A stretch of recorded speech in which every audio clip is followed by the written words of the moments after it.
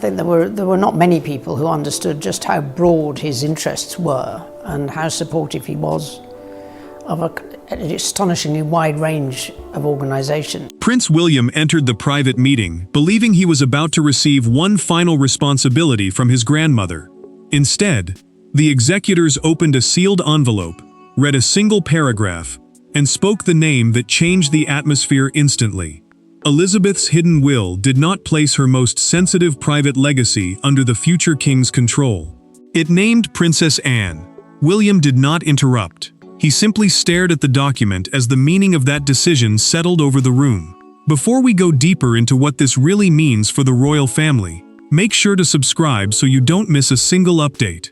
William had been summoned to Windsor Castle by 3 executors holding Queen Elizabeth's instructions. Executors are people legally responsible for carrying out a will, and this meeting concerned more than money. It covered archives, letters, heirlooms, diaries, jewels, and private estates. He expected clarification. He did not expect exclusion. The lead executor spoke carefully. Elizabeth's hidden will named Anne sole guardian of the confidential family archive and legacy trust, a legal arrangement protecting selected assets. She alone would decide who could read the letters, inspect the diaries, borrow the jewels, or review the monarch's private instructions. William received no joint authority. He could not overrule her. William first assumed the appointment was ceremonial. Then, the executor confirmed it was permanent. His fingers tightened around the chair. Across from him, Anne lowered her eyes. She felt no triumph. She knew her nephew might hear the decision as a judgment on his readiness, character, or place in Elizabeth's confidence. The final page deepened the wound. Elizabeth had added the decisive clause by hand 11 days before her last journey to Balmoral, the monarch's private Scottish residence. The addition removed any automatic right for the heir to control her legacy. When the executor turned the page and tapped Anne's name, William looked at his aunt, then at the signature. He pushed his chair back but remained seated, as though standing would reveal too much. Anne finally met his eyes, yet neither spoke. The executors disclosed that Elizabeth had delayed the announcement until William reached a chosen stage of public responsibility. She knew the decision would hurt him. Still, she refused to soften it. Before he left, the lead executor placed another sealed envelope in his hand. Elizabeth's handwriting marked the front. For William, after Anne has been named. He slipped it into his jacket without breaking the seal. William left the room carrying the envelope Elizabeth had addressed to him. But before he could read her final explanation, he would have to face the woman now holding the authority he believed was destined to become his. The decision was not merely about documents, jewels, or old letters locked behind palace doors. It placed 2 people who loved Elizabeth in painfully different positions. William had spent years preparing to inherit the burden of the crown. Anne had spent a lifetime serving without asking to inherit anything. Now the future king felt excluded, while the late queen's daughter stood beside an authority she had never publicly sought, and neither could escape what the choice seemed to say. William's concern reached far beyond property. He believed Elizabeth's private correspondence could help him understand the emotional cost behind decisions that shaped the monarchy.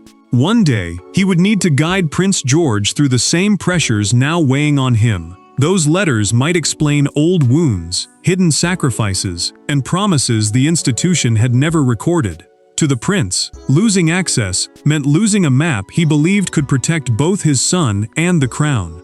Anne understood that fear, yet her bond with Elizabeth had been formed differently. She had served without spectacle, visited without needing attention, and learned where royal duty ended and private trust began. The princess knew that some memories belonged to the monarchy, while others belonged only to the woman who had carried it for decades. That understanding made her suitable for the role, but it also made the responsibility painfully lonely. William stood alone in a Windsor corridor, turning the unopened envelope over in his hands. Anne approached without aids and stopped several feet away. She told him she had known nothing about the clause before the executors read it. He studied her face, struggling between anger and grief. "But you understand why she chose you," he said, then walked away before she could answer. Anne remained still. She feared that accepting Elizabeth's decision would damage the relationship she had spent years building with her nephew. Yet refusing it would betray the trust her mother had placed in her. The will gave her authority to withhold material even from the reigning monarch or direct heir, if disclosure threatened the family or violated the late queen's wishes. Charles already knew that a private guardian existed. Elizabeth had told him that much through a documented conversation with her solicitor, but she had never revealed the identity. When he learned Anne's name, the king said nothing. His silence suggested recognition. His mother had once again chosen restraint over rank. William felt the thought harden inside him. Perhaps the will was not only about Anne's strength. Perhaps it had been written because of something he had said, aloud, or failed to understand during Elizabeth's final years. The question followed William through the castle. What had Elizabeth witnessed that persuaded her to separate the monarchy's future king from the most private record of her reign? The hidden will had not emerged from years of vague concern. It had been changed after one precise moment, an argument the family believed had ended when the doors closed. Months before Elizabeth's death, William pressed for access to private correspondence that he believed could protect the monarchy from future scandal. The Queen refused. Anne watched the exchange in silence. That evening, Elizabeth requested her solicitor, dismissed every aid, and made the amendment that would later blindside her grandson. During Elizabeth's final year, discussions began over what should happen to her letters, diaries, and personal records. William believed the future sovereign needed to understand the reasoning behind decisions that had shaped the family for decades. To him, those papers were not relics. They were warnings, lessons, and shields against scandal. If old wounds surfaced without context, he feared the monarchy could be damaged by truth stripped of meaning. Elizabeth saw something different. Her records held grief, disappointments, promises, and private opinions offered by relatives who trusted that their words would never become tools of royal strategy. She understood William's concern, but she also sensed danger. Responsibility was driving him, yet fear was pushing him toward control before the crown was his. The confrontation came late one evening inside her private sitting room at Windsor. William placed an archive access memorandum on the table and asked her to sign it. A memorandum was a formal written proposal, and this one would have given the future king broad access after her death. Elizabeth read it without interruption. Then she closed the folder, slid it back, and said, "A king may inherit duty. He does not inherit every confidence." William tried once more. He warned that hidden correspondence could become explosive if leaked or misunderstood. The Queen remained unmoved. She heard his urgency, but she also heard the belief that future rank should unlock every door. When he left, Anne stayed behind. Elizabeth sat beside the untouched memorandum, removed her glasses, and asked her daughter to close the door. "He will understand one day, but understanding cannot be the condition of obedience." Anne defended him. She said he was frightened, not greedy, and should not be punished for trying to prepare. That defense decided everything. Elizabeth recognized that Anne could disagree with William without seeking victory over him. Before midnight, she summoned her private solicitor and dictated an amendment naming a guardian strong enough to resist pressure, curiosity, and even the throne itself. When William finally learns that his own request triggered the amendment, his hurt turns into anger, not only toward the decision, but toward Anne for never telling him that she had witnessed the moment his grandmother changed everything. William did not raise his voice when he entered Anne's private sitting room. That restraint made the confrontation more dangerous. He placed Elizabeth's unopened envelope on the table between them and asked a question that carried years of trust inside it. "Did you know what she was going to do?" Anne's answer was immediate, but it did not calm him. She had known Elizabeth was troubled. She had witnessed the argument, and she had remained silent until the will was read. William had refused secretaries, lawyers, and palace officials. He wanted no witnesses and no careful language shaped for a record. This was not really about control of an archive. It was about whether Anne had protected Elizabeth's wishes while allowing him to walk into humiliation, completely unprepared that morning. "You could have warned me," William said. He accused his aunt of knowing the Queen had rejected his request and saying nothing before the executors spoke. Anne moved a chair away from the table and stood opposite him. She said she had never known she would be named, but admitted she suspected her mother had taken action. "Then why did you stay silent?" "Because it was not my confidence to break. The answer struck harder than denial. William told her that sentence explained why Elizabeth had chosen her, and why speaking to her now felt almost impossible. His anger weakened. Beneath it sat a simpler wound. He had wanted one final sign that his grandmother trusted the man he was becoming, not merely the role he would inherit. Anne's face softened, but she did not retreat. She revealed that the confidential archive contained a private statement assessing William's future leadership. The archive was the protected collection of Elizabeth's letters, diaries, and personal judgments, and the will gave Anne sole authority to decide when that assessment could be released. William demanded it immediately. Anne placed a heavy brass key on the table. "No." William reached toward it, then stopped. She covered the key with her palm and held his gaze. Silence filled the room before she spoke again. "You are asking me to betray her in order to prove that she trusted you." William stared at the unopened envelope beside the key. Anne told him that surrendering under pressure would prove Elizabeth had chosen the wrong guardian. He understood the cruelty of the logic. To win access by force would confirm the very fear that had cost him access. William left without the key and without Elizabeth's assessment, but Anne's refusal exposed the true power of the hidden will. For the first time, the future king had encountered a family authority he could neither command nor outrank. Elizabeth had not merely left Anne a collection of private possessions. She had built a wall around them, one strong enough to withstand pressure from heirs, courtiers, lawyers, and even a reigning monarch. The hidden will transformed the princess from a trusted daughter into the guardian of boundaries the crown itself could not cross. Yet behind that extraordinary authority was one deeply human reason. Elizabeth believed Anne understood that protecting a family sometimes required refusing the people she loved most. The executors explained that Elizabeth's private legacy trust had been deliberately separated from crown property, the royal collection, government records, and institutional archives. A private legacy trust is a legal structure that protects selected personal assets outside the normal line of succession. That separation meant no king, heir, or palace office could claim automatic control simply because rank had changed. Anne's authority reached far beyond storage. She controlled access, preservation, private loans of heirlooms, publication limits, family consultations, and the timing of future disclosures. Experts could advise her, but they could not overrule her. The princess could refuse Charles, William, or any other relative unless someone proved she had violated Elizabeth's written instructions. Charles read the legal summary alone in his study. When he reached the clause preventing him from overruling his sister, he removed his glasses and placed the pages face down. The king felt the old sting immediately. His mother had once again trusted duty more than rank, and this time, that judgment stood beyond his reach. Camilla urged him to act before Anne's role became a second center of authority inside the family. Charles refused. He told the queen consort that challenging the will would turn Elizabeth's final safeguard into a public battle for control. Camilla warned that silence could look like weakness. He answered that restraint was not surrender.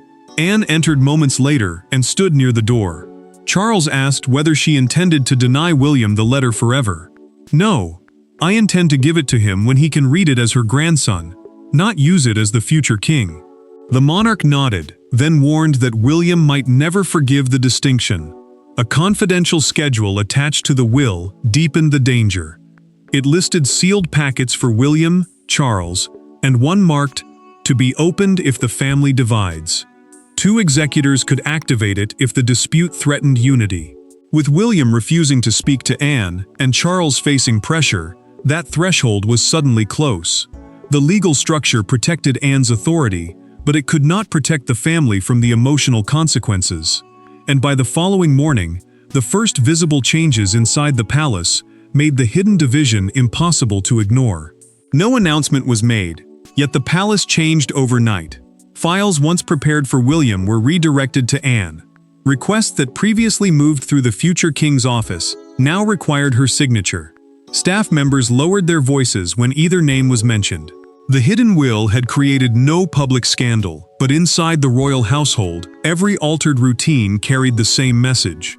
Elizabeth had drawn a boundary, and William was now standing on the side that had been denied entry. Anne moved quickly because delay could create confusion. She ordered a complete inventory of Elizabeth's sealed correspondence, personal jewels, diaries, and private gifts. An inventory was a formal record of every protected item, and nothing could be released until that record was complete. The process mattered because one missing letter or misplaced heirloom could destroy the trust the late Queen had built around her final wishes. William's office soon received another blow. A planned review of Elizabeth's constitutional notes was postponed because the papers might contain private family correspondence under Anne's control. Those notes mattered to him because they could explain how his grandmother balanced duty, family pressure, and public responsibility during moments he might one day face himself. Then the archivist arrived. 2 boxes had been delivered before the hidden will was confirmed. Now they had to be returned. William watched as each lid was resealed and the official transfer sheet was placed before him. The archivist lifted the final box and asked for his signature. He held the pen above the line for several seconds before writing his name. Once the door closed, William dismissed his staff. He stared at the empty space where the boxes had rested. In public, he remained the future king. In private, he felt reduced by a decision made by someone he could no longer question. Catherine entered and found him standing beside the cleared table. He admitted that the removal felt less like procedure and more like Elizabeth withdrawing confidence after death. She noticed the unopened envelope still inside his jacket and asked why he had refused to read it. William removed it slowly. Opening the message would mean accepting the structure his grandmother had created. It might also reveal words he was not ready to face. Catherine told him the will might not be a verdict against him. It could be a final lesson for the man who would one day hold more authority than anyone else in the family. He placed the envelope where the archive boxes had been. That evening, Catherine persuaded William to stop treating the envelope as evidence against him, but before he could open it, he chose to speak to Anne once more.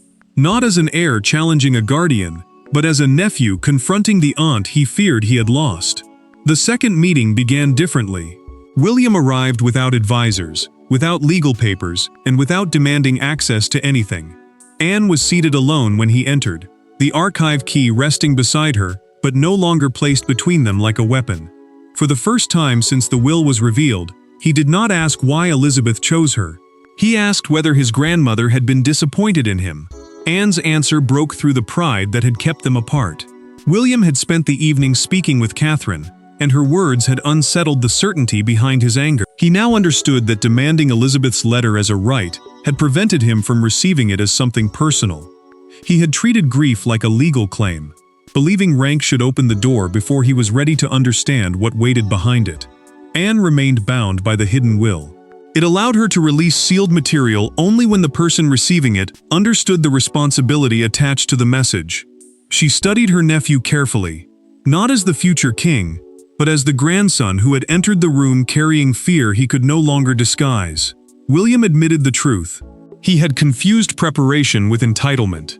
He wanted the archive because he feared becoming king without understanding the wounds buried beneath the monarchy. He believed knowledge could protect him from repeating old mistakes. Yet Anne told him Elizabeth had never been disappointed by that concern. The Queen had feared how quickly concern could become control. William did not argue. Anne then confessed that the appointment had brought her no victory. She had lost sleep wondering whether obedience to her mother would cost her relationship with the nephew she loved. William answered that his anger had come from grief, not from believing she had stolen anything. The words softened something between them. Anne reached for the sealed envelope and pushed it toward him. She did not offer the archive key. She offered Elizabeth's voice. William broke the seal and read in silence. The letter explained that Anne had not been chosen because he lacked trustworthiness. She had been chosen because one day he would hold the crown and would need someone capable of protecting him from believing the crown entitled him to everything. William pressed the letter flat with both hands. His eyes remained lowered. "She made you the person who could tell me no," Anne answered quietly. "She made me the person who had to remain beside you after saying it." The letter ended the private battle between William and Anne, but the revelation could not remain hidden once changes to the royal archive became visible, and the outside world soon turned Elizabeth's final family lesson into a national argument about power, trust, and succession. By sunrise, the secret had escaped the castle. A single newspaper front page transformed Elizabeth's private safeguard into a public challenge to the future king. Commentators called Anne the keeper of the late Queen's truth. Others treated William's exclusion as a devastating rebuke.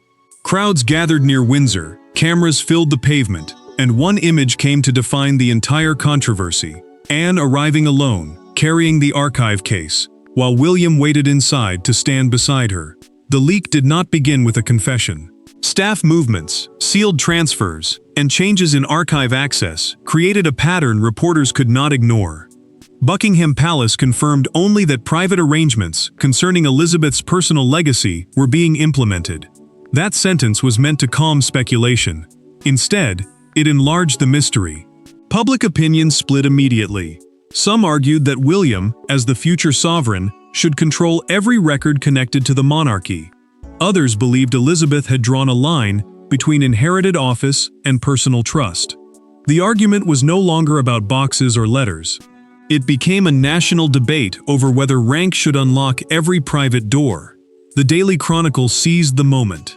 Its front page carried a black and white photograph of Anne, beneath the headline, "The Queen's Final Choice. Anne holds the key." A smaller line asked why William had been passed over.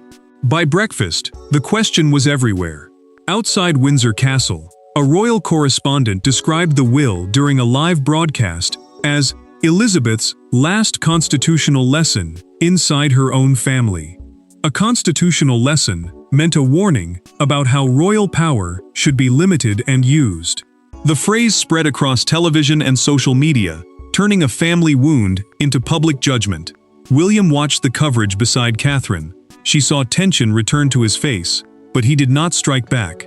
Instead, he asked his office to arrange a joint appearance with Anne. Silence, he understood, would allow reconciliation to be mistaken for defeat. A crowd gathered near the Henry V gate, the entrance to the castle grounds. Anne arrived carrying the archive case as newspapers rose above the spectators. William stepped forward, reached for the handle, and met her eyes. "We carry it together, but you keep the key," he said quietly. Anne paused, then released the case.